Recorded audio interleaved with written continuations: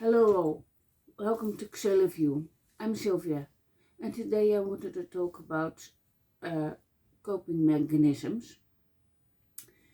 I tried to record this yesterday, but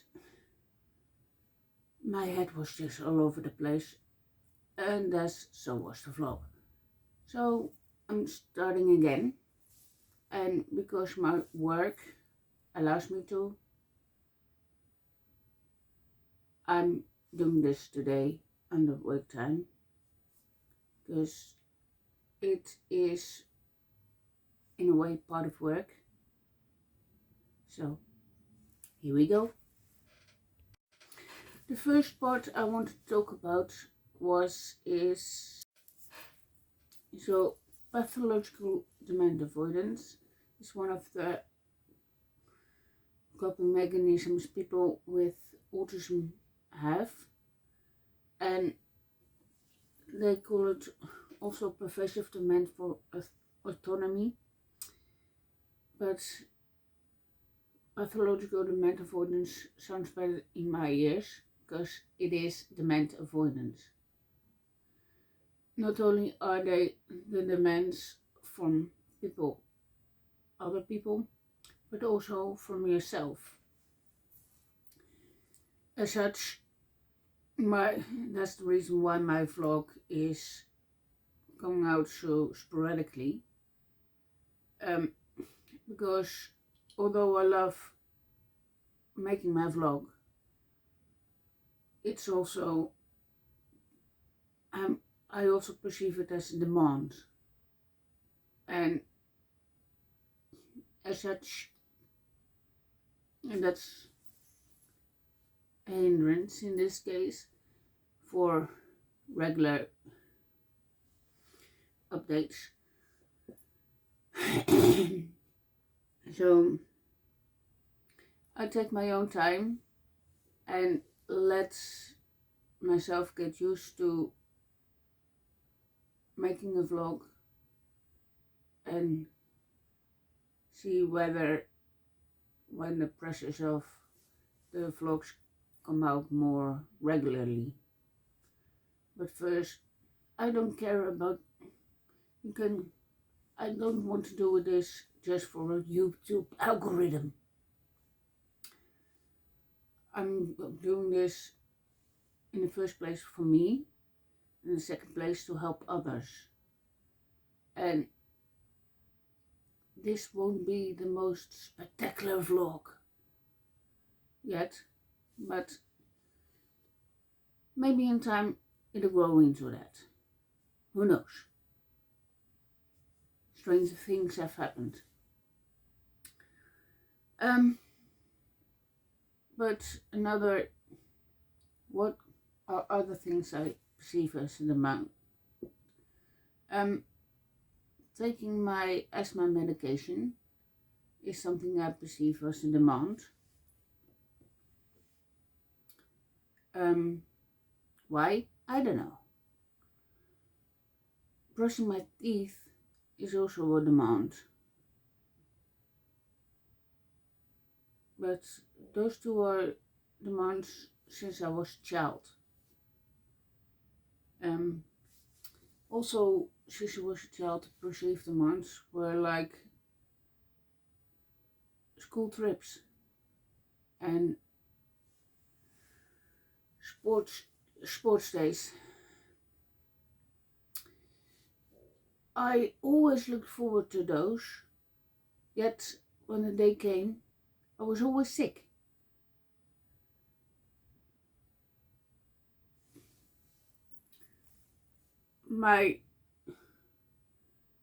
The demand for it made me sick.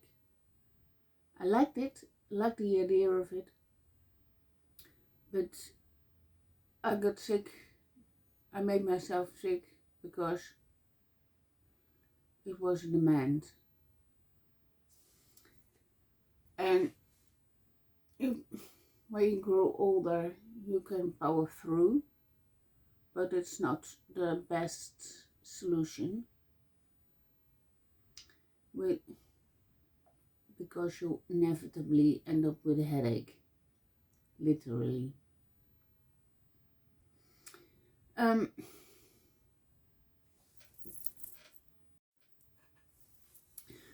The second thing I wanted to talk about is masks. Someone I look up, I've learned a lot from in vlogging, said that she runs in her mind the like a program perfect.exe. I don't have that same program, but it's close enough to it.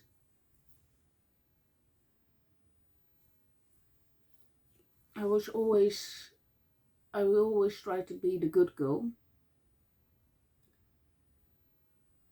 but I wasn't. I was naive, if you wish, if you will. And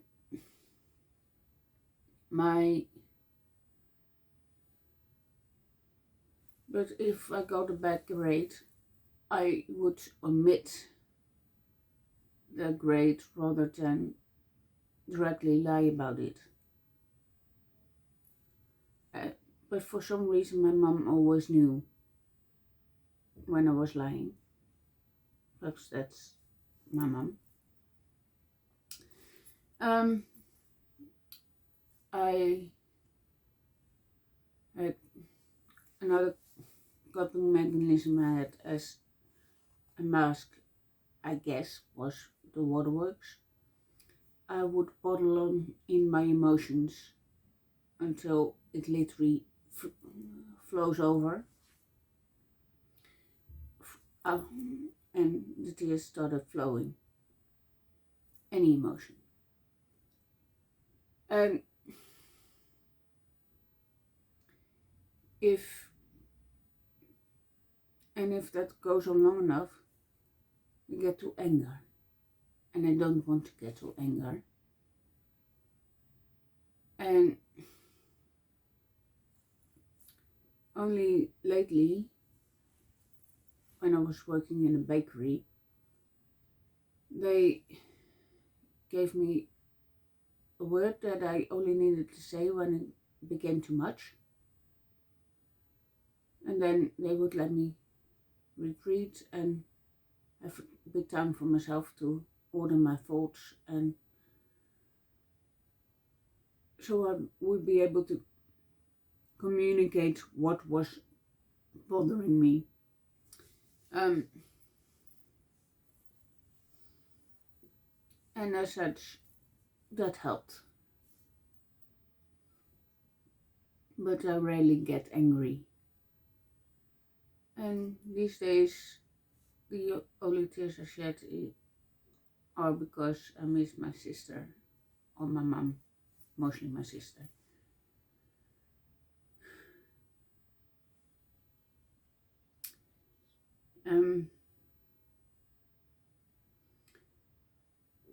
There was also clothing choice as a mask, because I wanted to be. I was always conservative in my clothing choice, because if you stand out, you get bullied. But I always stood out because my mother insisted on me wearing orthopedic shoes because it's better for my feet. Everyone was wearing sneakers, I was wearing orthopedic shoes. I didn't want orthopedic shoes, I wanted sneakers. But orthopedic shoes was what I got. And my feet, they did help my feet. But I still wanted sneakers back then. And that's just something that stays with me. And another thing that I learned is language as a mass coping skill. When I was bullied for the first time, I realized I needed to do something to make the bullying stop.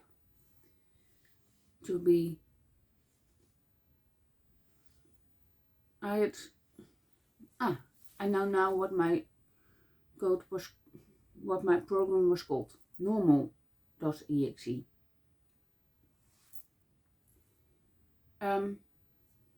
Not perfect, normal. Or if you want, holistic.exe.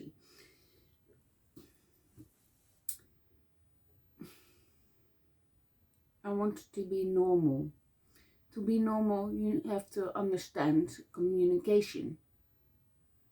And the way you understand communication is by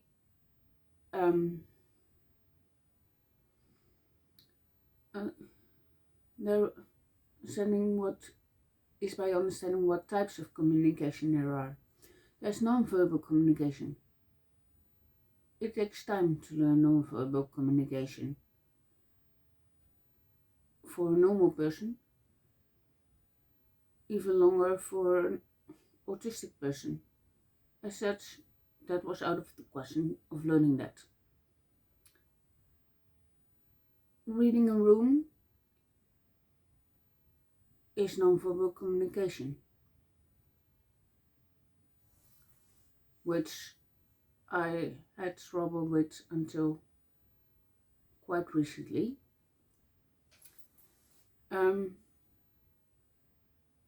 But verbal communication is based on language. Language has rules, limitations. Rules you can learn. And so I learned them. I've always loved synonyms as such, because if you know the synonyms, people can't trip you up with them. The only thing you get from learning synonyms is a dirty mind. And as everyone knows, a dirty mind is a joy forever.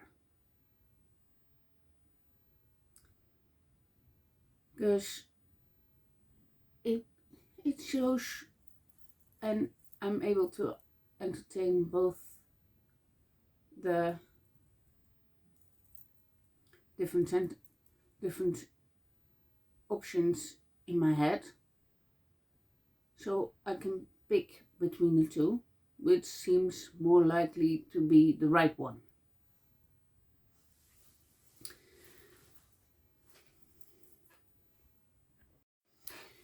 Another part of normal EXE was mirroring, or if you with a expensive word, mimicry. When I get to a new place, I usually try to mirror what others were doing, but to do that I needed to sit back, relax and watch.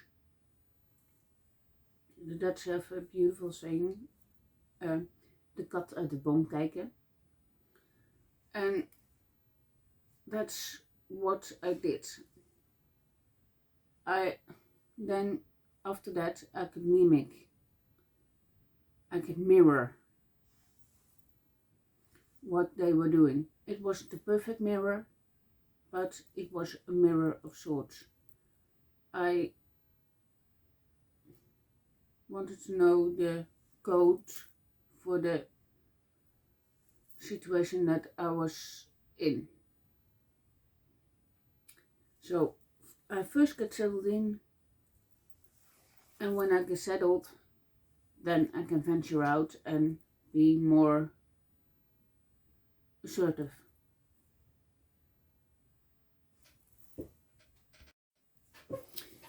Now we're going to stims and traits.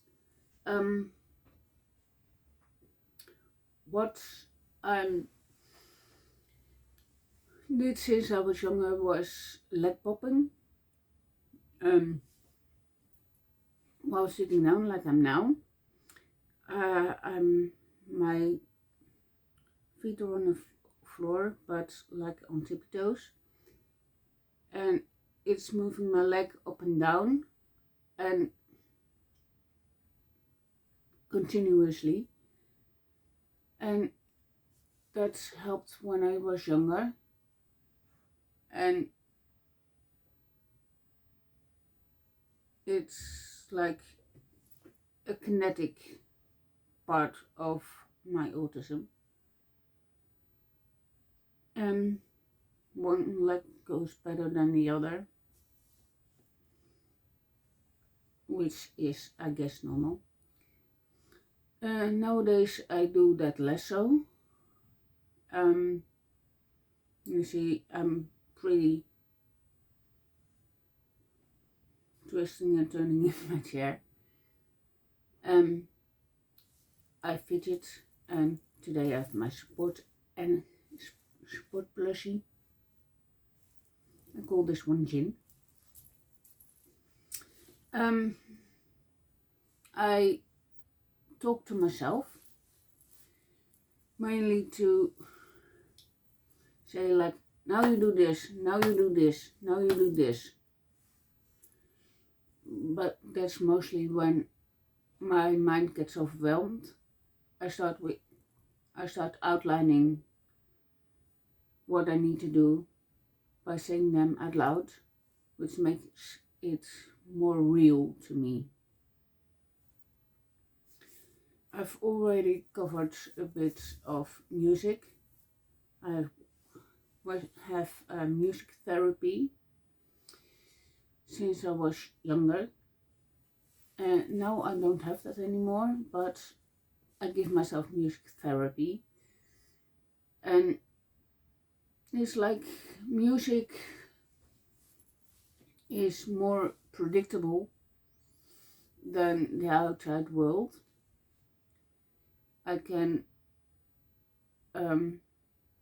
have a certain number of songs on my playlist, and it never goes out of those songs on my playlist.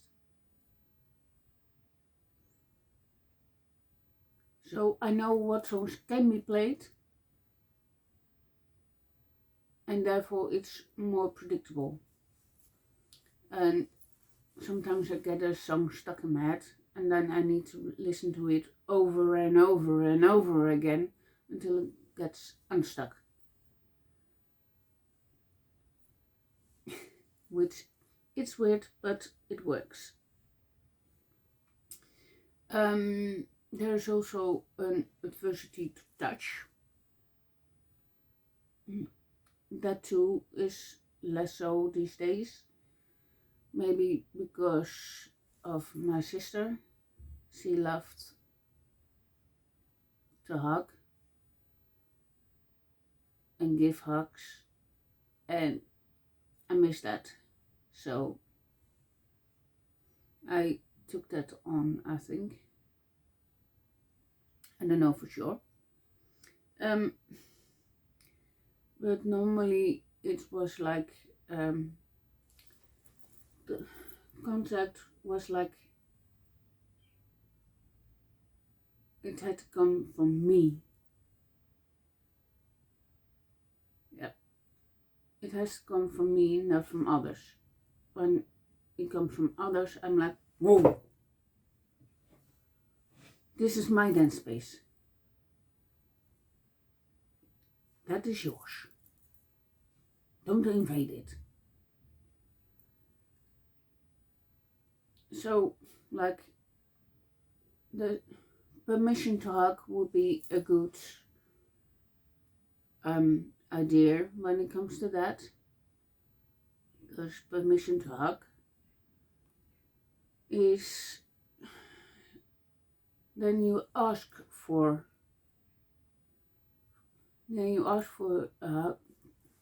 emotion and connection, the physical connection, and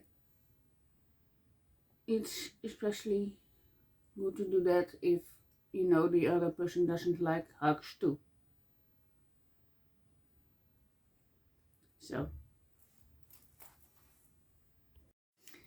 So that's all for today. Please like, subscribe, and ring the notification bell so you get more updates on this channel. Bye for now.